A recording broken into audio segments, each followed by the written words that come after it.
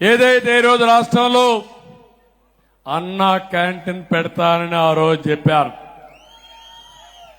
203 ప్లేసుల్లో శాంక్షన్ చేశాం.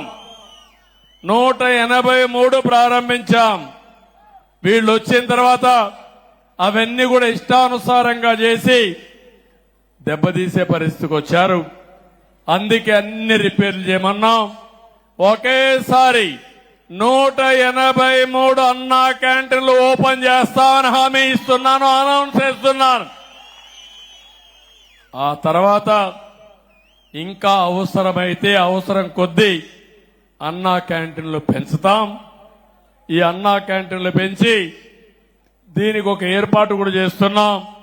ఎవరైనా మీరు పుట్టిన తేదీన 10 మందికి భోజనం పెట్టాలంటే కుప్పంలో ఉండే అన్నా క్యాంటీన్ పెట్టచ్చు, జిల్లాలో ఉండే అందరికీ కావాలంటే పెట్టచ్చు, ఇంకా శక్తి ఉంటే రాష్ట్రంలో ఉండే అందరికీ పెడితే మీ ఫోటో కూడా అక్కడ వేసి అవసరమైతే మీరు మాట్లాడాలంటే ఫోన్లో కూడా మీరు వాళ్ళతో మాట్లాడి మీకు ఓపిక ఉంటే అక్కడ పోయి సర్వ్ చేసే అవకాశం ఇచ్చి పేదవాళ్లతో అనుసంధానం కావాలని నేను కోరుకుంటున్నా.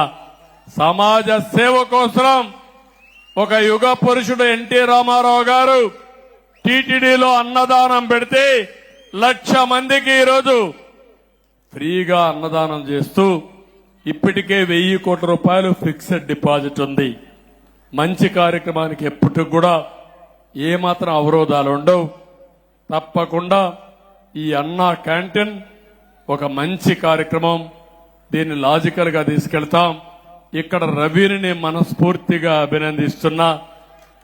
ఎన్ని ఇబ్బందులు పెట్టినా చాలా గట్టిగా ఉండి ఇక్కడ విభేదించి అన్నా క్యాంటీన్ సుజావుగా నడిపించినటువంటి రవిని మీ అందరి తరపున మనస్ఫూర్తిగా అభినందిస్తున్నానని చెప్పి కూడా నేను మీకు తెలియజేస్తున్నా.